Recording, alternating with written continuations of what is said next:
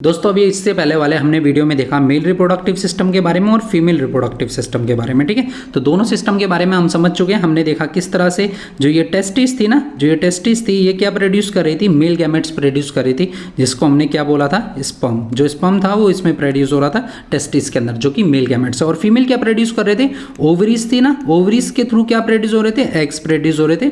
और इन्हीं एग्स को हमने क्या बोला था, फीमेल गैमेट्स बोला था। अब इन दोनों का मिलना, मेल गैमेट्स और फीमेल गैमेट्स, मतलब स्पर्म और एग्स का मिलना ही फर्टिलाइजेशन कहलाता है। अब ये दोनों कैसे फर्टिलाइज होते हैं, ये स्पर्म किस तरह से फर्टिलाइज करता है, उस चीज़ के बारे में समझेंगे। तो देखिए यहाँ पर क्या होता है कि ना, जो फीमेल है, फीमेल से और मेल से, एक फीमेल से क्या आते हैं, एग्स आते हैं, मेल से क्या आते हैं, स्पर्म्स आते हैं। और फीमेल और मेल के दोनों के मिलने से जो प्रोडक्ट बनता है, यहाँ पर जो चीज़ बनती है वो क्या है, देखिए यहाँ पर फर्टिलाइजेशन के बाद जो बनने वाली चीज़ है वो क्या है, जाइगोट, ठीक है। फर्टिलाइजेशन के बाद जाइगोट बनता है, दोनों जब एग्स और स्पर्म्स जो है आपस में मिलते हैं, ठीक है। और उसके बाद माइटोसिस प्रोसेस के थ्रू, मतलब वो सेल, इस सेल के अंदर, जाइगोट के अंदर एक सेल डिवीजन होना, पहले सिंगल सेल रहता है ये, है ना, ये एक मतलब एक तरह से ये सिंगल सेल था, अब इस सेल में डिवीजन होना स्टार्ट हो जाता है। और वो डिवीजन किस लिए होता है, सेल डिवीजन ग्रोथ के लिए। अगर सेल डिवीजन ग्रोथ के लिए हो रहा है तो वहाँ पर उसको सेल डिवीजन को बोला जाता है माइटोसिस बोला जाता है, ठीक है। तो आप इसके बारे में आप समझ सकते हैं। तो यहाँ पर देखिए, the sperm enter through the vaginal passage during the sexual intercourse.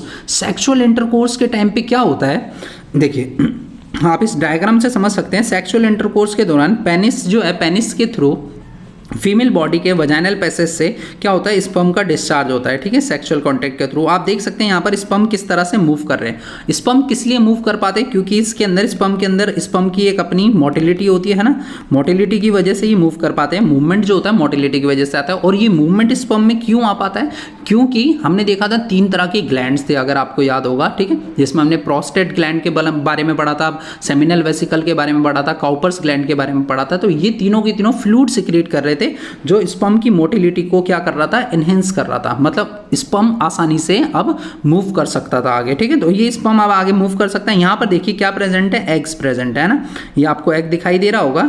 ये एग क्या करता है, हर मंथ ओवरी क्या करती है, ये ओवरीज क्या करती है, एक ओवरी ये और एक ये, दोनों ओवरीज क्या करती हैं, कोई ना कोई एक ओवरीज यहाँ पर एग रिलीज करती है। हर मंथ एक एग रिलीज होता है, ठीक है। नॉर्मली तो एक ही एग रिलीज होता है।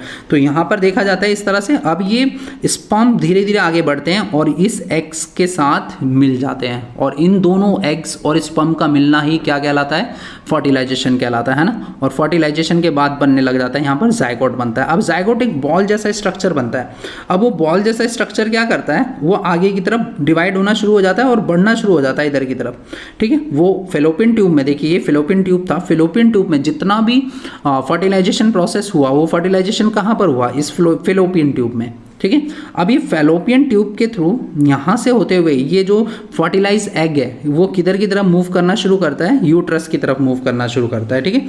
द फर्टिलाइज एग, जाइगोट बोला जाता है जिसको, start dividing and form a ball of cell और एम्ब्रियो, बॉल ऑफ सेल बना लेता है। और वो बॉल कहाँ पर आ जाती है, यूट्रस में आती है। The embryo is implanted in the lining of the uterus where they continue to grow and develop organ to become a fetus. और यहाँ पर वो आने के बाद किसी वॉल पे जाके ना स्टिक कर जाता है, चिपक जाता है। इसी को बोलते हैं इम्प्लांट होना। क्या, इम्प्लांट, मतलब ये जो स्ट्रक्चर था ना, ये जिसमें स्पर्म और एग्स दोनों फ्यूज होकर जो ये जाइगोट बनाया है, ये जाइगोट कहाँ पर जाके हो जाएगा इम्प्लांट, ये हो जाएगा इसके ऊपर, ठीक है। अब ये धीरे धीरे कन्वर्ट होता चला जाएगा एम्ब्रियो में, ठीक है। अब एम्ब्रियो से फिर ये बनना शुरू करेगा फीटस।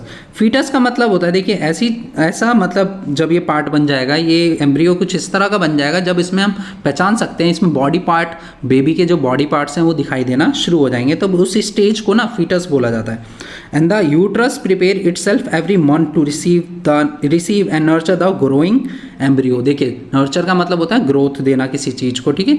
तो यहाँ पर हर मंथ ना इसका भी अपना एक काम है। जैसे कि मैंने बताया आपको, ये जाइगोट जो था, ये जाइगोट कहाँ पर आगे स्टिक कर गया, ये जाइगोट यहाँ पर स्टिक कर गया, ठीक है। अब यहाँ पर इसको ग्रोथ के लिए क्या चीज़ है जो ग्रोथ देगी इसको, तो यहाँ पर होती है ये एंडोमेट्रियम। क्या होती है, एंडोमेट्रियम।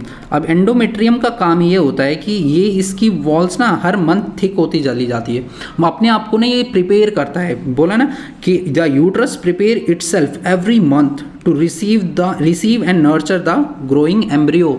मतलब ये हर मंथ अपने आप को क्या करता है, ये ग्रोथ दिखाता रहता है, इसमें ग्रोथ होती रहती है। और इसी ग्रोथ की वजह से मतलब जो प्रिपेयर हुई है, ये प्रिपरेशन क्यों हुई है, क्योंकि इसको एग रिसीव करना था। इसने एग रिसीव किया और एग को अब न्यूट्रिशन इसी एंडोमेट्रियम के थ्रू यहाँ पर मिलेगा। ठीक है, जो भी यहाँ पर एंडोमेट्रियम फ्लूइड होंगे। द लाइनिंग थिकन्स, और ये लाइनिंग थिक होती चली जाती है, and richly supplied with the blood to nourish the growing embryo. और उस एम्ब्रियो को ग्रोथ देने के लिए ये लाइनिंग्स जो हैं, यूट्रस की जो ये लाइनिंग है, यूट्रस की लाइनिंग को बोला जाता है एंडोमेट्रियम। ये एंडोमेट्रियम के अंदर ग्रोथ होना शुरू हो जाएगी और वो बेबी को क्या करेगा, न्यूट्रिशन देना शुरू कर देगा। दोस्तों, अगर आपको ये वीडियो अच्छा लगा, चैनल को सब्सक्राइब करें, बेल आइकन का बटन दबाएं और इसे अपने दोस्तों के साथ भी शेयर करें।